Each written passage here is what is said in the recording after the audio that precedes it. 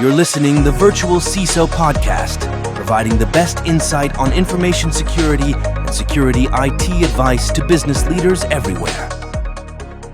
Is the major differentiation in your mind between an incident response plan and crisis response, whether it's a separate plan or it's integral to the incident response plan, is it the idea of managing outbound communication in a way which has the impact of, excuse me, lessens the impact of the event or the incident?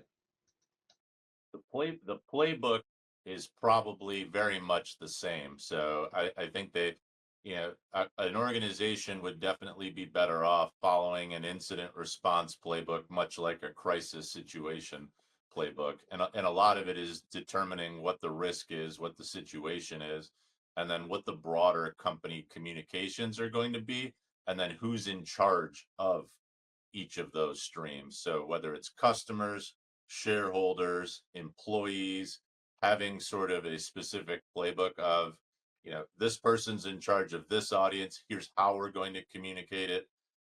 It almost doesn't matter from a planning and communication standpoint what the situation is. If you run the same playbook and lean heavily on communicating, and I would say and over communicating, which this is where incident response plans tend to fall short. There tends to be a turtling and no communication, and that tends to create an even wider crisis because then you have things like media interactions or prognostications taking flight, shareholders, customers, etc. And then you start to spiral.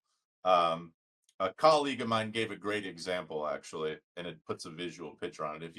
If you imagine sort of the 5 Olympic rings and you put them on a table with a white tablecloth, and then you spilled some red wine on the tablecloth, you start to see kind of the wine infiltrating the various parts of a business: legal, operations, communications, it's HR, etc. And so all facets of an organization have to be communicating, because if one of those audiences is impacted, clearly the other 4 or 5 are going to be as well.